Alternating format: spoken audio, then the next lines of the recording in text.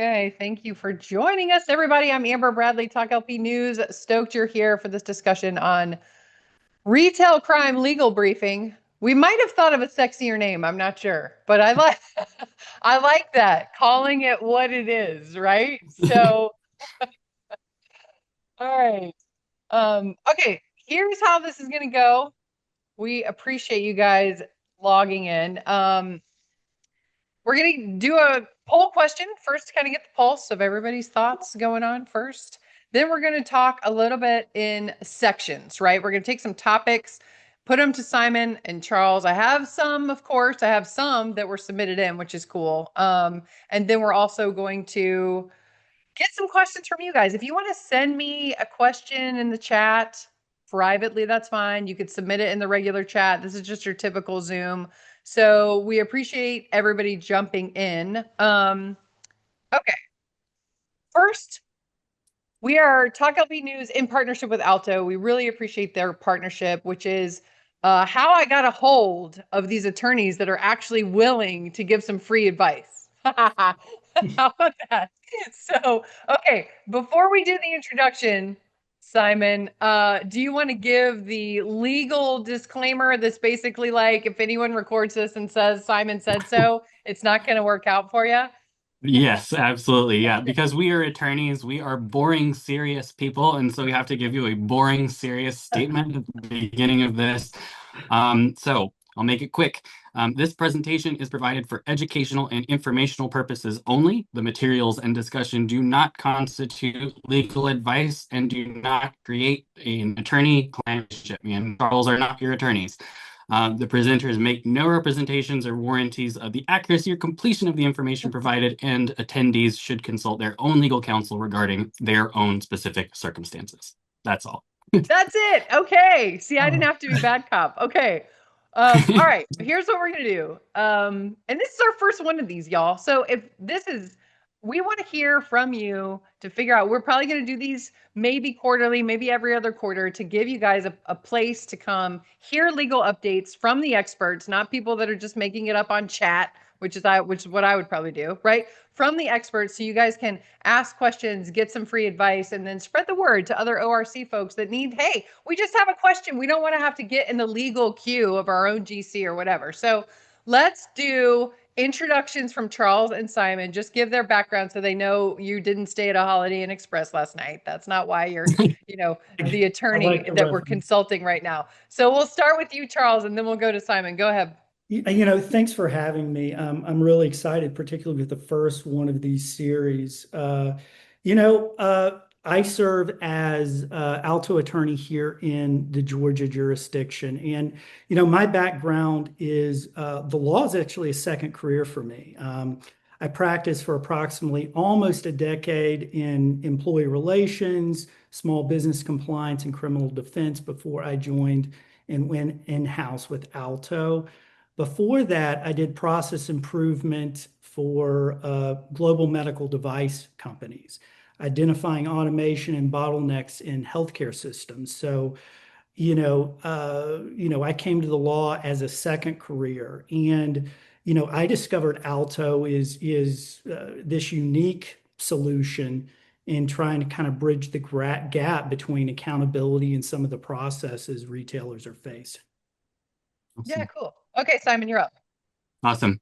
So my name is Simon Isham. I'm the operations lead counsel for the eastern region of the United States. So basically, if you drew a triangle between St. Louis, Boston, and Puerto Rico, you would capture everything that I cover.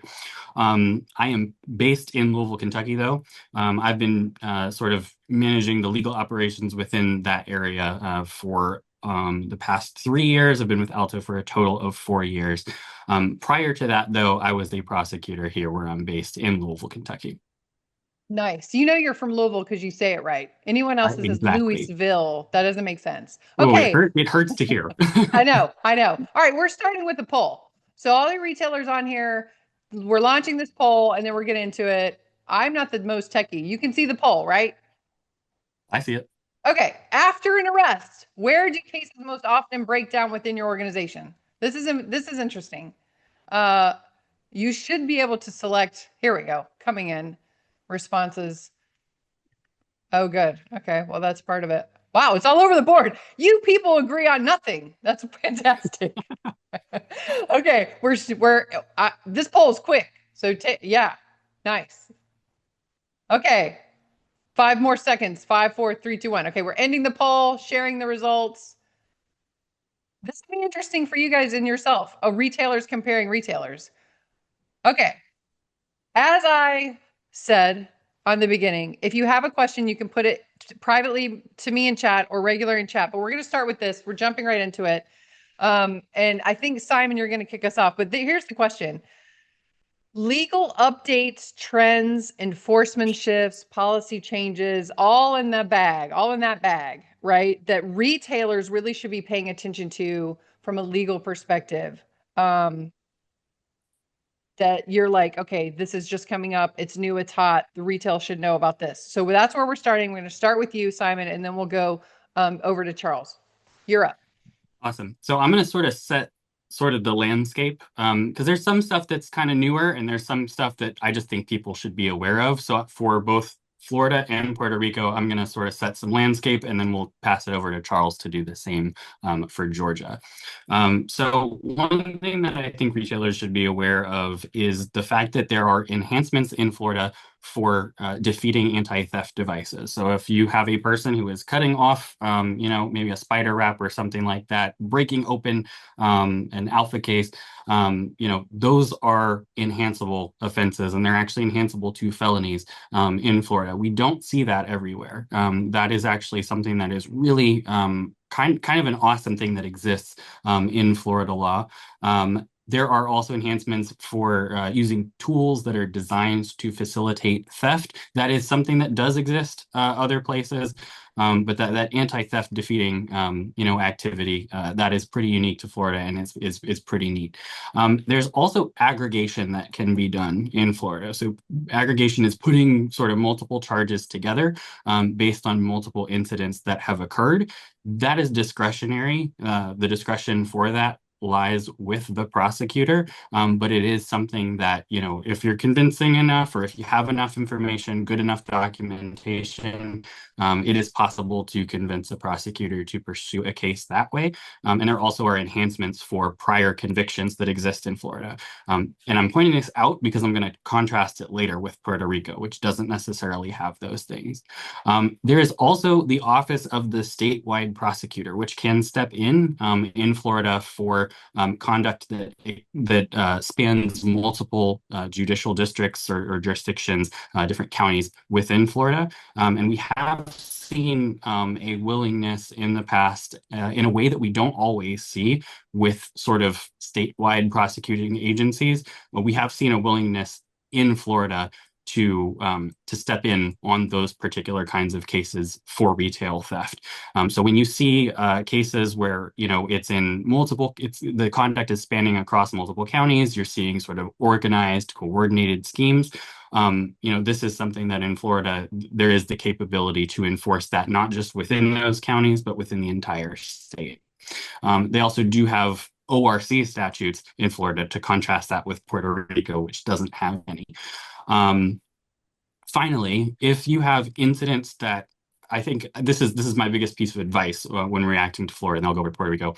If you have incidents that are you're not connecting them, you're not documenting them, you're not following through on those incidents, and this is going to be the through line for our sort of talk today, I think. The system is going to treat those more than likely as isolated incidents, even if the legal system technically allows them to be combined in that aggregation and that enhancement, those things that I was highlighting earlier. So I think that the follow through, and the poll question actually went to this as well, that people's responses, that follow through is really, really critical. And so, in order to take advantage of the really cool things that Florida law allows you to do in the criminal justice space, you really have to make sure that those incidents are documented and also followed through. Moving over to Puerto Rico, we do see that Florida it's not really operating like Florida. We don't really see cases being combined. We don't really see cases being aggregated, even if it's due to ORC activity, because as I pointed out earlier, they don't have a specific ORC statute that exists there.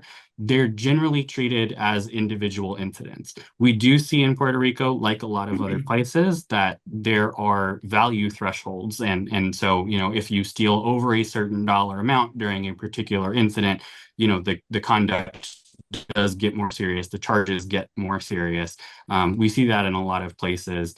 We also see, as we do in a lot of places, that conduct that involves force, intimidation, more kind of serious behavior, those are aggravating circumstances for charging there. Um, Past criminal conduct also does really matter. You are going to, be able to bring that in. You are going to be able to talk to prosecutors about that. You are going to be able to talk to judges about that. It does matter, but it's more of a holistic thing rather than it matters for an enhancement. So that's an important distinction to draw.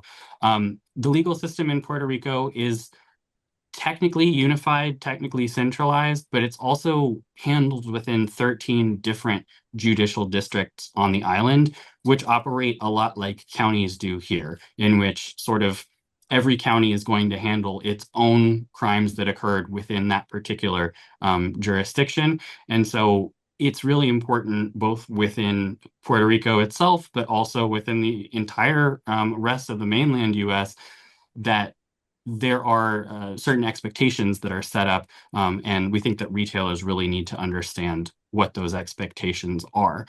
And we'll talk a lot more about sort of what those expectations could be and how retailers can respond to them as we sort of go through our talk today.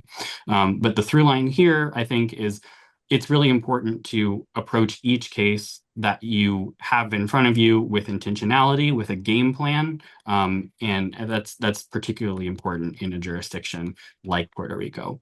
In terms of the newer things going on in these jurisdictions, Florida, the newest thing is that the Florida Attorney General created a retail theft investigative special task force, which is aimed at addressing these issues. And then not so new news is that in 2024, this is still important though, and even some prosecutors are not super aware of it, which is why I'm telling you. The aggregation window for thefts expanded from that 30 days, which is really kind of short compared to what we see on a national level, to 120 days. We don't necessarily see on a national level. Usually it's longer than that. As states are expanding, they are often expanding to longer than that, but it does really make sense with Florida's general timeline for handling a case. So it's at least internally consistent there. We saw with that same legislation that the number of thefts needed from aggregation was lowered, that penalties were created that are aimed specifically at addressing ORC. And then in Puerto Rico, honestly, there really isn't anything particularly new on a legislative front. We're still operating with the same sort of legislation that we've been operating with for a while. So I've been talking for a while. Sorry about that, but we'll, I think, pass it over to Charles now at this point to talk about Georgia. Thanks, Simon. Generally, I think you need to take a step back if you're, advising regarding processes and solutions. And I don't think retailers quite understand the availability of data that they can take a look at in jurisdictions in Georgia. The Judicial Council of Georgia publishes data, yearly, assigning workflow and analysis based on judicial, felony amounts, judicial case volume, how many felonies are assigned in the county. I would suggest retailers take a look at that. We talk about in business managing expectations, managing processes. That's information that may be invaluable to retailers of saying, well, what are the busy jurisdictions? How many judges do they have? Moreover, you have court standard publishing of the jurisdictions in select jurisdictions where it shows clearance rates, how many cases are resolved to the ones that come in, how many cases have not been indicted for over a year. These are data that they can kind of sort of zero in to say, okay, we knew that this was a challenging jurisdiction, but it gives a little bit of more scope in sort of how they evaluate, outcomes. Finally, I'm not sure if retailers are aware, there's really no bright line rule with prosecutor benchmarks on workflow or the number of cases they take. Simon can agree there's defense standards on the maximum number of cases and suggestions. So you have big variability in the jurisdiction on the number of cases that prosecutors are handling, how many complex cases. So, I know that I sort of diverge, but if I want to sort of impart that on some of the challenges that the DA offices are facing. Now, what is new in Georgia? I wouldn't say, as Simon said, new. I wouldn't say it would be new, but the Office of Attorney General here in Georgia, we're fortunate to have an organized retail crime.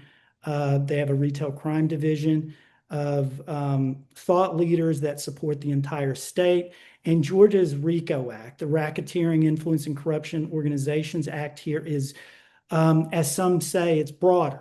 I'm not going to go into detail here, but it really allows the ORC division at the Attorney General's office to go after those retailers that are impacting multiple jurisdictions within one criminal enterprise. And I think this is important where if an alleged criminal act occurred in that jurisdiction, that gives the prosecutors the venue for prosecuting the enterprise in that jurisdiction. So I think we talk about aggregating misdemeanors to felonies. Well, what about aggregating all of the felony cases for the boosters into a criminal enterprise? And the AG's office is a wonderful asset to ORC investigators. Let's talk about aggregation.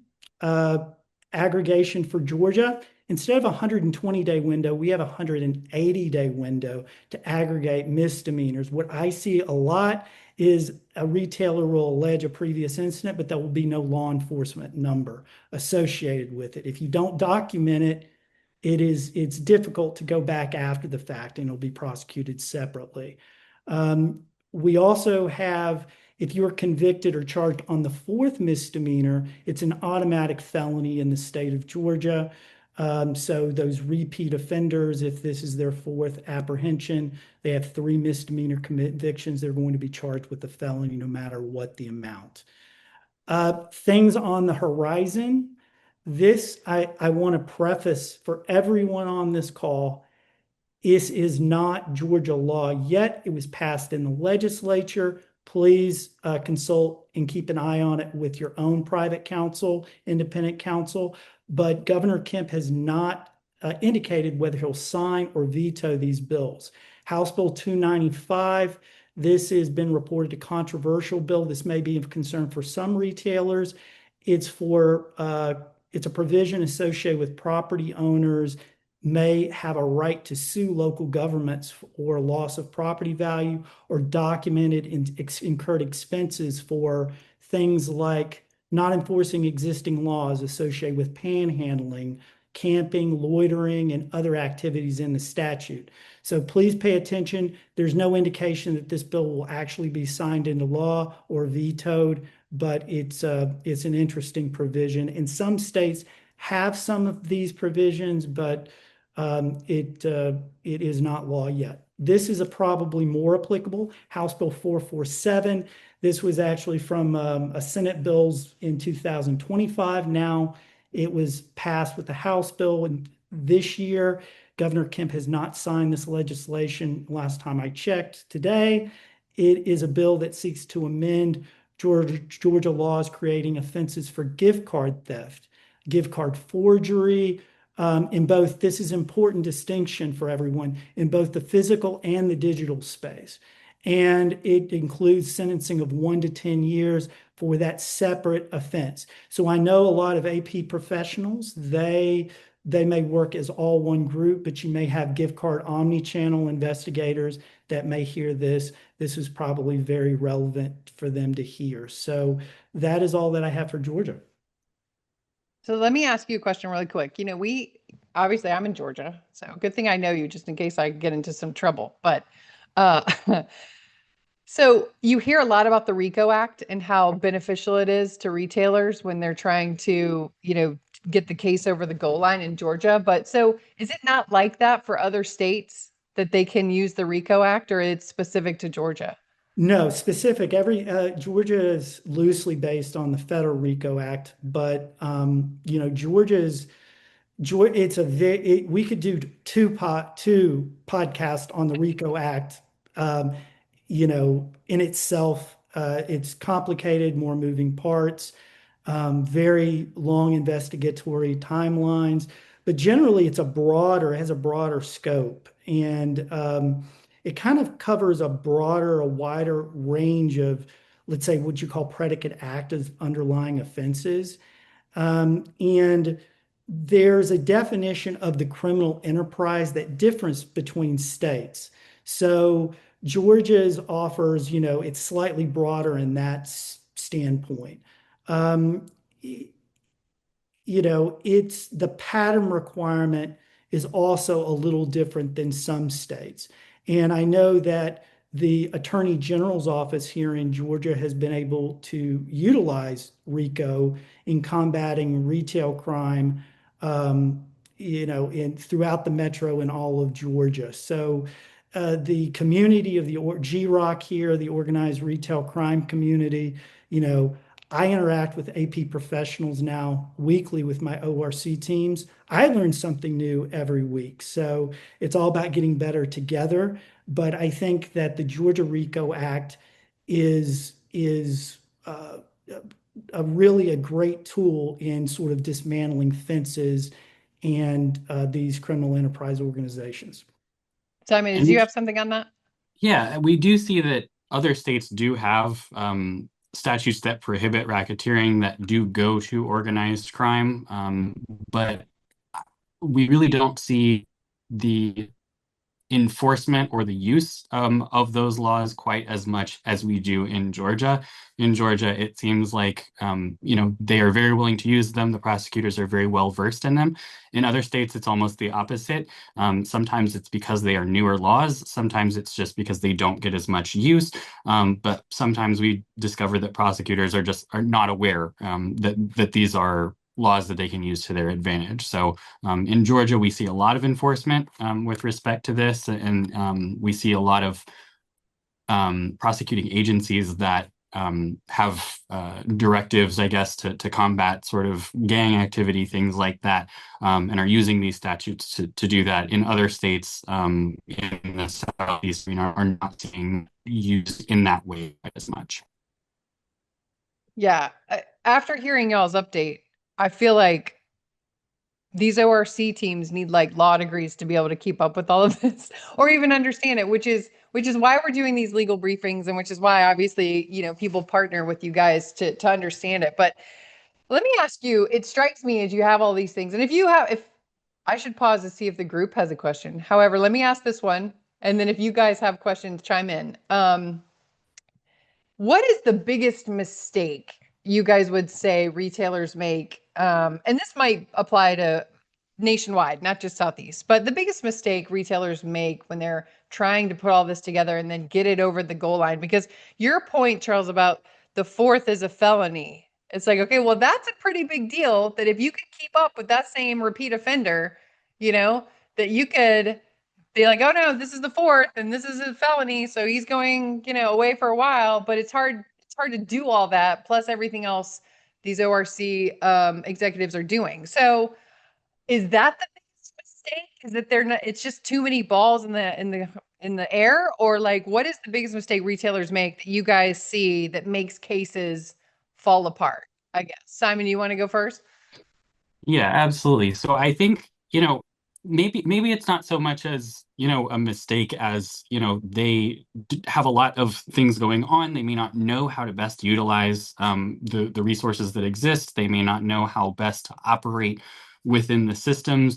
And, hopefully we'll get a chance to talk as well about, sort of the different cultures that exist in these different jurisdictions with respect to the expectations that they have about what retailers will and won't do and how they'll participate in these cases. But I think overall, the biggest hurdle for retailers to overcome, or the biggest assumption maybe that they're making, is that the system, once they make that police report or once they get that apprehension, the criminal justice system is just going to take it from there. And maybe, there's no follow-up needed or something like that. So I think, you know, if they're not actually being intentional about doing that follow-up, if they're not reaching out to, the police officers who made the arrest or the detectives who were investigating the ongoing pattern of behavior, if they're not proactively reaching out to prosecutors to touch base on how the case is going and if there is anything that's needed, if they're not, trying to weigh in on how the case should be resolved, they're missing an opportunity there. If, similarly, if they're not preparing witnesses, I guess preparing witnesses, first of all, for the reality that they may have to participate in the case, they may have to come in and testify, that setting those expectations early, and then helping them through that process, because a lot of the times we'll see witnesses who have never done this before and are just terrified of having to come into the criminal justice system, especially if it was a violent offense. They have to be in the same room with that person again. Not setting an expectation that can happen, and just waiting for the subpoena to be received at the store. That's kind of a, that can be a miss or something that can be improved. And then not responding, either in a timely manner or at all, to requests from law enforcement and prosecutors. It's all wrapped up here. So, sometimes we'll see prosecutors reaching out directly to a store for evidence that they don't have, or just some clarification, or even, trying to do their jobs. As when I was a prosecutor, I always tried to do, reaching out to the store to figure out what did you want to see happen with this case at the end. And those are really important opportunities to engage with the criminal justice system. And we see that retailers don't always know how to engage with those questions, don't always have the expertise to engage with those questions in a meaningful way, or just simply don't take the opportunity to do that. So that's what I'd say. Yeah, no, those are some really good points there too. And also you think like prosecutors and all that stuff, they're busy too. And so it's like, okay, if they're not coming with the knowledge to be like making sense, they might just be written off, I would assume. So, because attorneys That can can be definitely snobby a happen. little bit. I'm just saying, like, they can be snobby a little bit to be like, okay, you don't know what you're talking about. I'm not taking your call anymore. Just because, okay, maybe snobby's not the right word. Maybe they're just busy, like they're like everyone is. So they're not gonna like sit on the phone and explain law 101 to you, Yeah, right? I mean, so I yeah. Go ahead, Charles. I Go think ahead, this Joel. is important because, to your point is, I think my point is the not responding to a prosecutor or a detective when they ask for the information. It's not that they're going to close the case, but they may only have the time. They may have other case. Of course, they have other cases. They have other investigations. They're going to write in their notes in there, either they have a CRM investigatory file, they may use a vendor to document their notes. Called retailer, no response. Victim says put the name of the retailer and there's no name, it's just the retailer. I see that a lot. Not having law enforcement report numbers on the alleged aggregation you're trying to bring. Many, at least in my jurisdiction, there's pre-charge units with their own set of prosecutors. So it was like, well, the prosecutor, there is not just one, the prosecutor. There may be a prosecutor at first appearance. There may be a different prosecutor in charging and making the charging decision. There may be a trial line prosecutor. So continuity of engagement when the victim is allowed, whether it's regarding release or plea recommendations or sentencing, is invaluable. And prosecutors may change offices. It's very common, Simon, where they say, oh, that prosecutor left for this jurisdiction. That prosecutor is now in the gang unit division. That prosecutor, where of all of those conversations, they have notes, but you need to be constantly engaged, especially with larger cases that may take at least 1 year to resolve, but I've seen it, I don't want to sign a number, but several years to resolve. So, I work with events that happened 2 years ago, 3 years ago, 1 year. And so for these asset protection professionals, you're concentrating on the now in your store now. So you need the resources to make sure you're focused on these events that happened 2 years ago. It's not less important. It's just, that is some of the processes within these offices. Yeah, all good points. Simon, I want to go back to what you brought up about this culture Yeah. question of like what the expectation is versus what's provided. So talk a little bit about that. That was intriguing. I think, this kind of goes to the point that you made as well about, attorneys can be snobby. And I think, Don't quote me on that. well, okay, okay. Well, none of this is, legal. We're not recording We're this. off We're the not record. relying on any of this. Right, right. Right, strike that. Um, but no, so I think that it kind of does go back to that, point. And I think that that comes from a mismatch of expectations versus this is the prosecutor's reality and this is the retailer's reality, and there's a gulf, there's a chasm there, between those expectations. And so as a prosecutor, you get certain training about here are the stages of this process.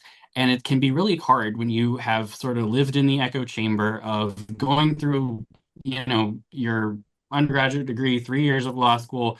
Maybe this is your first job out of law school. Maybe it's something, maybe you've done something else before, but you kind of can forget that regular people who did not go to law school don't understand this system.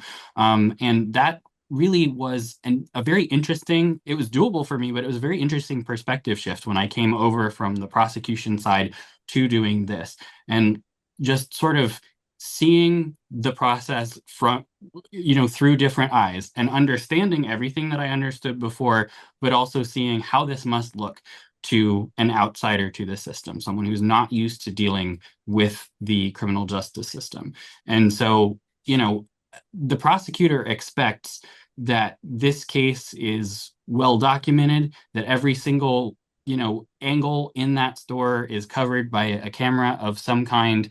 The prosecutor expects that a full report was done, that someone tallied up every item that was taken during that incident, that if they damaged something, that fixture is going to have at least a estimate to repair it right away, and that's going to be easy to get.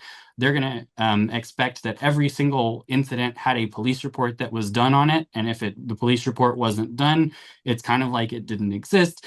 There's a huge expectation about how prepared the retailer is going to be before the case even gets into the criminal justice system. And when the reality of maybe not all of that preparation was done. Maybe you're dealing with someone who has, moved on from that retailer. Maybe you're dealing with someone who, it was their first day in AP. It can really come crashing into the prosecutor's expectations of how this case is going to go, how it should go.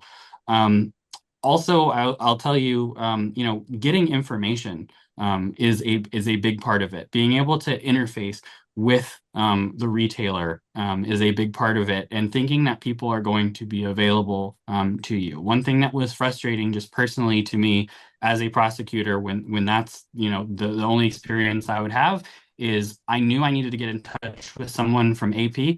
I didn't know who it was. I didn't have a name in my file of who I'm trying to reach. I just know that I need to reach someone from AP about this incident that occurred. I call the store. I only have the main number for the store. The main number for the store goes to the customer service desk. They route me to AP, and I get transferred to a phone that rings and rings and doesn't even have a Oh. voicemail where I can actually speak to anybody. Um, So and it's sometimes it's simple. Like you exactly put your name on the report, the number. right. I'm sure some of these folks are like, yeah, duh, but still it gets missed. Yeah, and Exactly.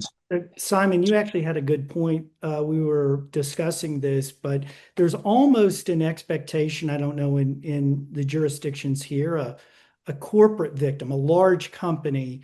It's almost like the offices are saying, well, you're a large company. You all should know this.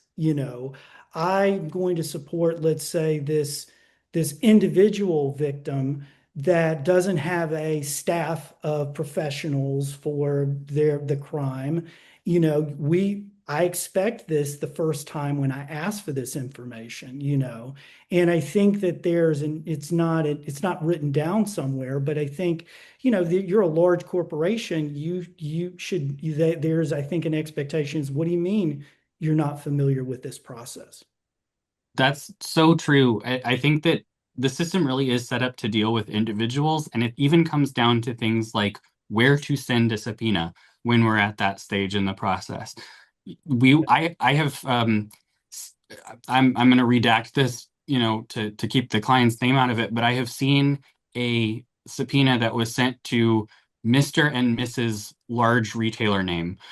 And I'm like, I didn't understand how that mistake could possibly be made, but it was sent directly to the store. They didn't know who they were trying to reach.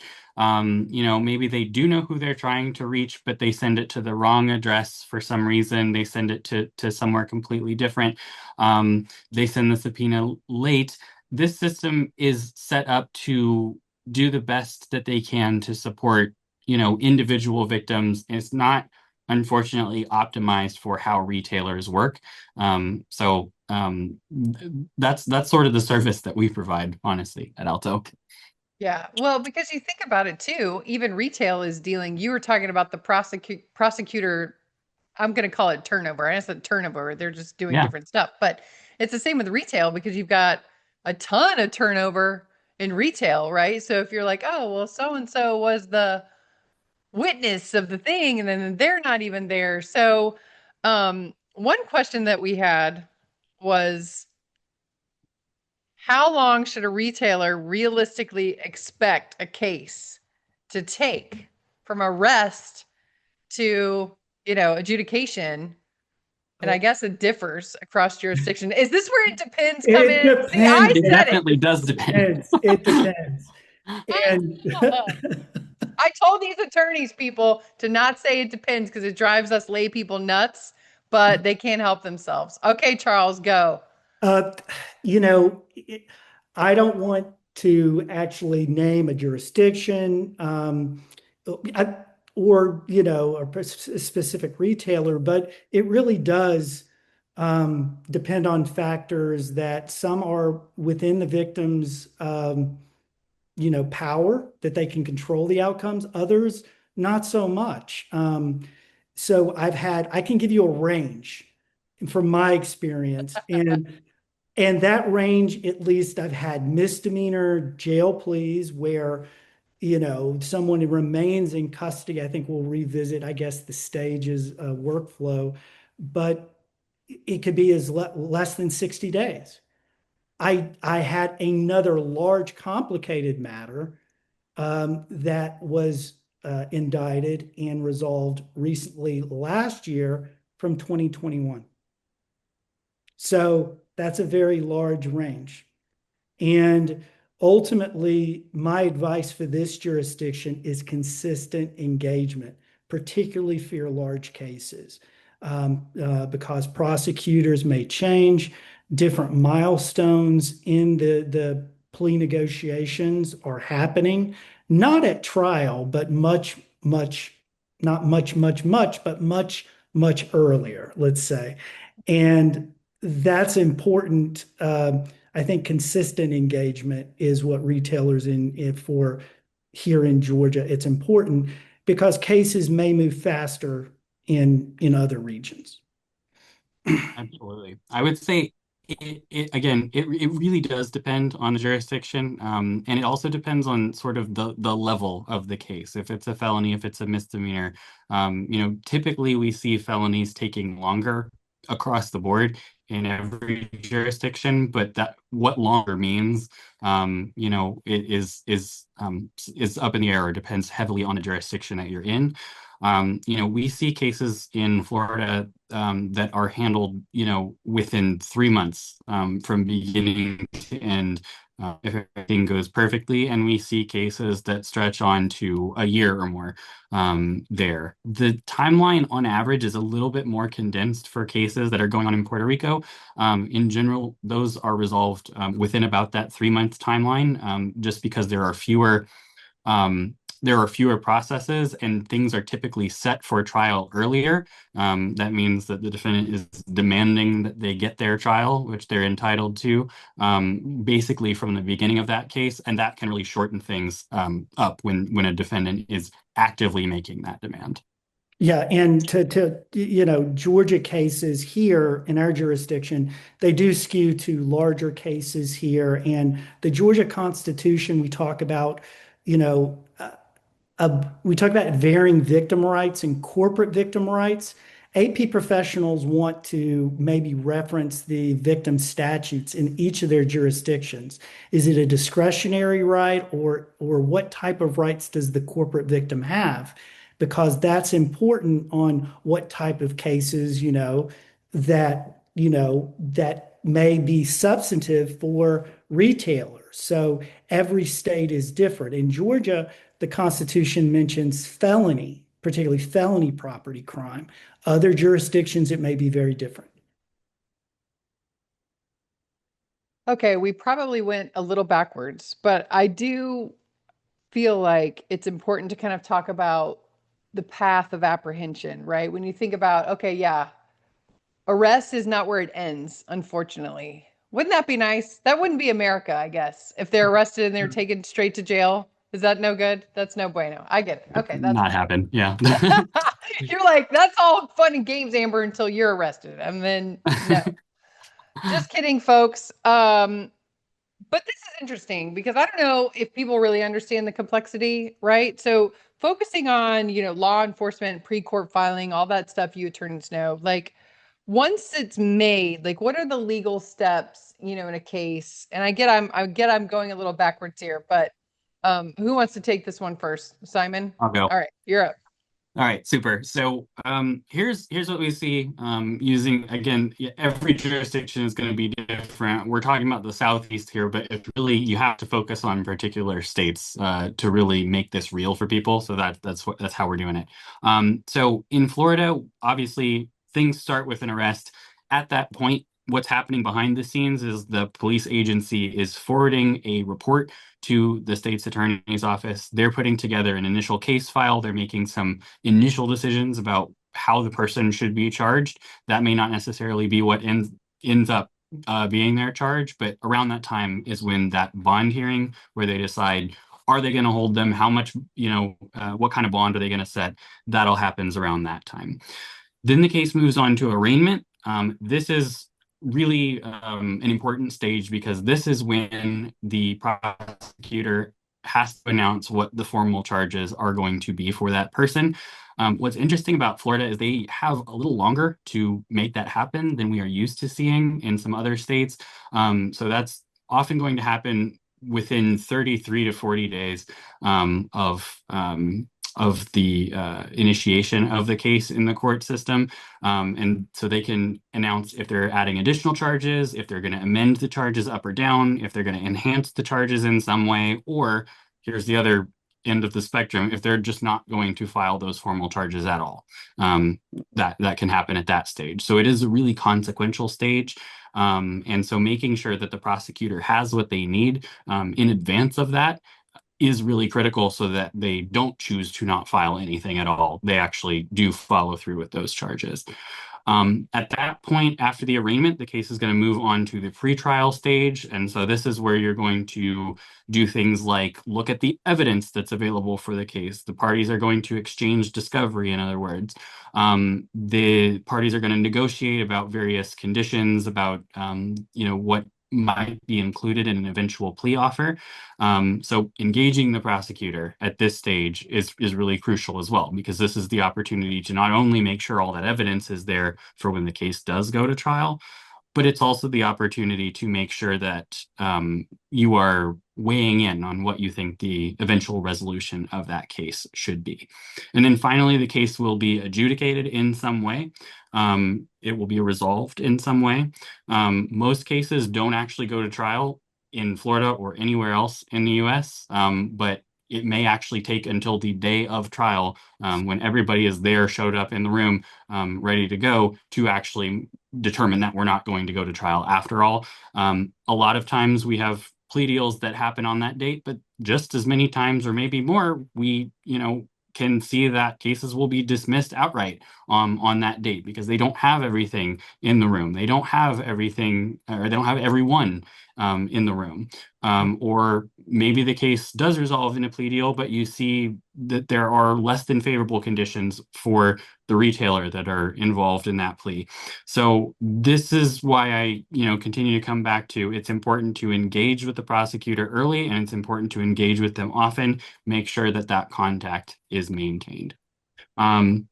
With respect to Puerto Rico, the after the initial police engagement with the person at the scene, they're going to interview the witnesses. They're going to have some long conversations so that they understand what happened. But then there is a really critical, important, and unusual stage that happens at this point, which is called the Rule 6 process. It is, as far as I know, something that doesn't exist outside of Puerto Rico, but for misdemeanors, they go through this Rule 6 process. For felonies, there is a similar process that prepares a prosecutor to handle a similar process for them.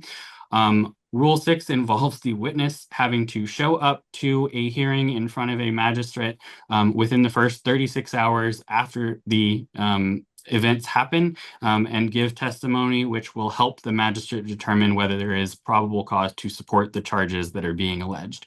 Again, that's a very fast timeline, and it requires the personal appearance in front of that tribunal for that witness.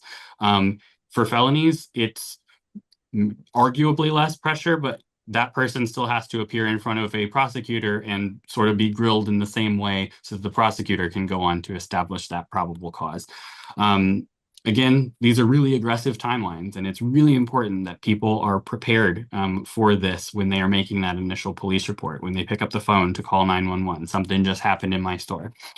Again, we see witnesses, what they have to make themselves available. We also see that the foundation of the case has to be laid early as within this 36-hour window.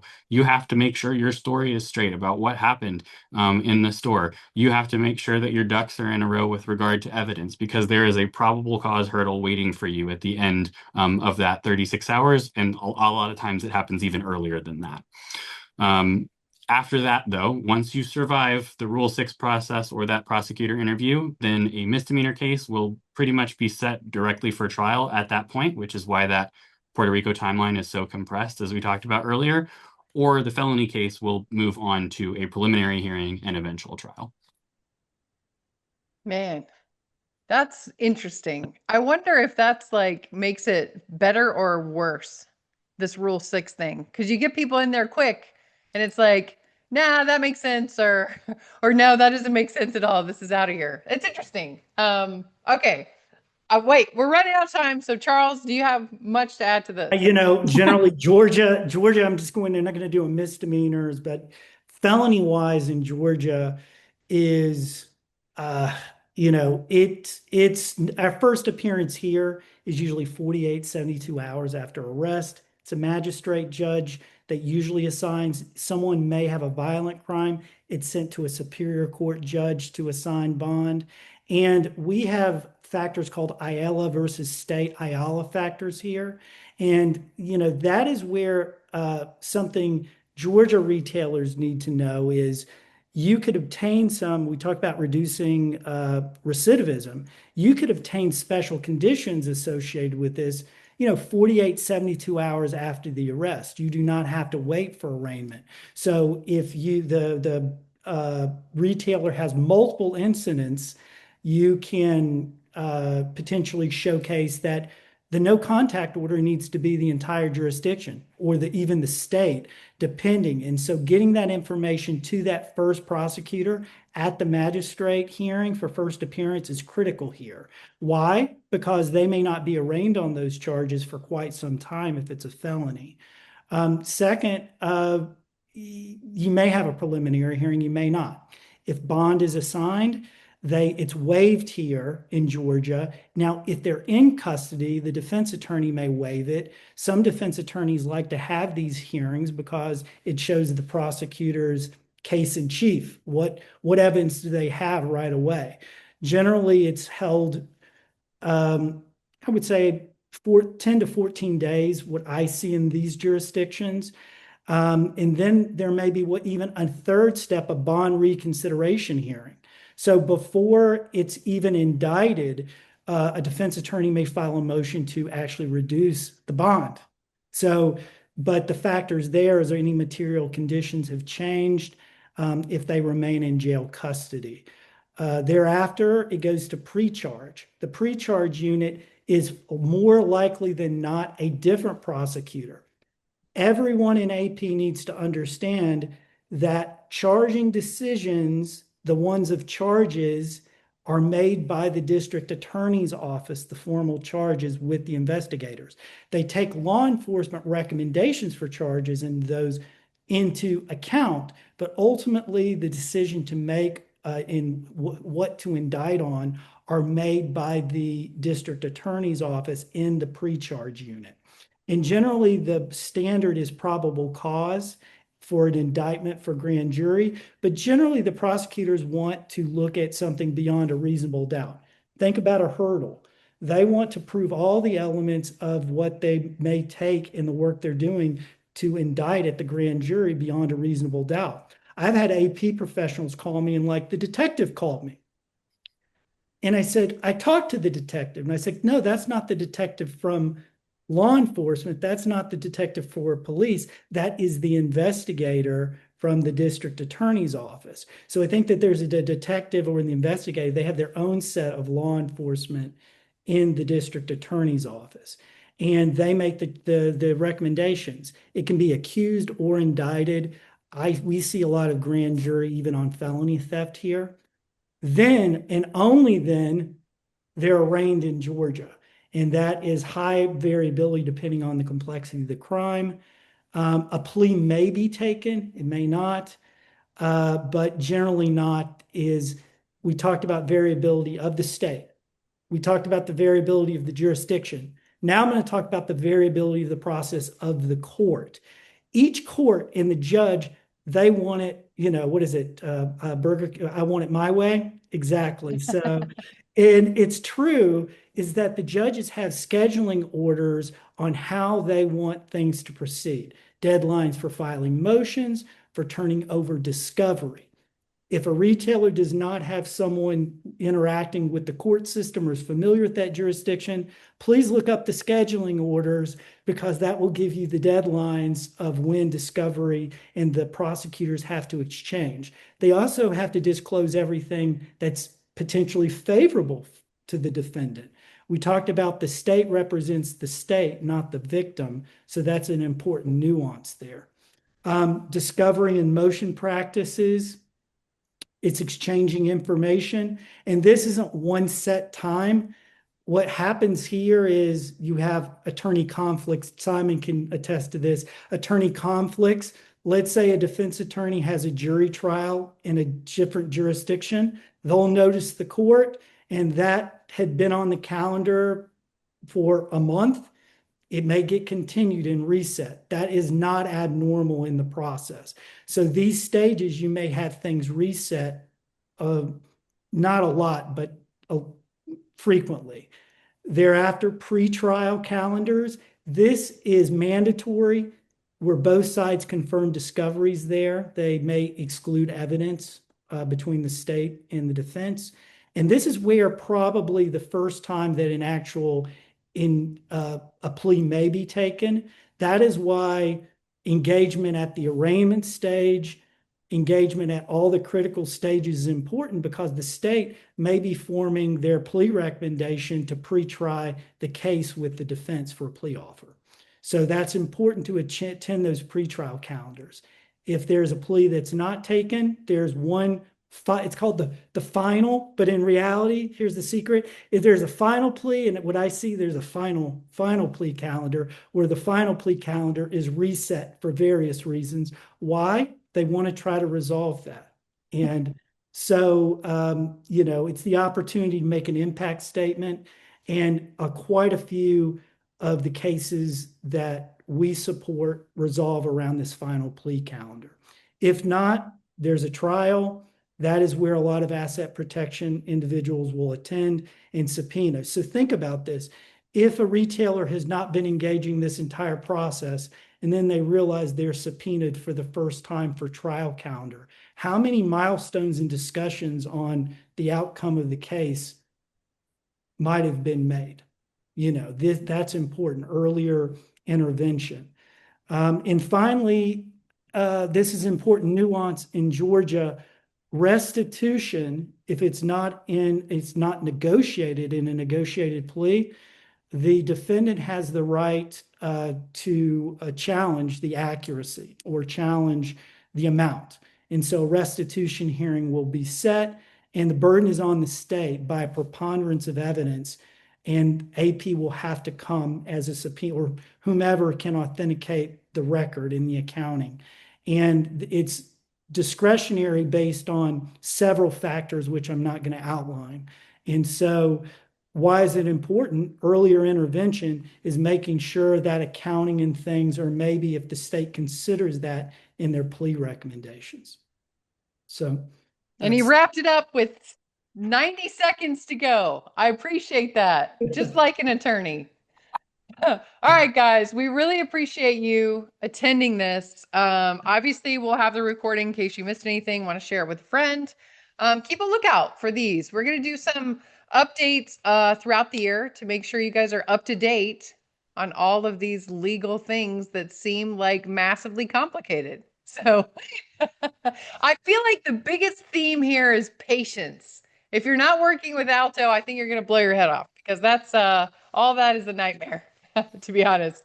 But that's why you guys went to school and do the whole thing. It's I'm telling you, the patience of Job. It's unbelievable. But thanks everybody for tuning in. Check out the recording. Appreciate it. Thank you so much, Alto. Thank you, Simon and Charles. You guys did a fantastic job. Claps all around. Thanks, everybody. And we will catch you on our next Alto legal briefing for retail crime. Thanks, guys. See ya. Thanks, Amber. See ya. Thank you.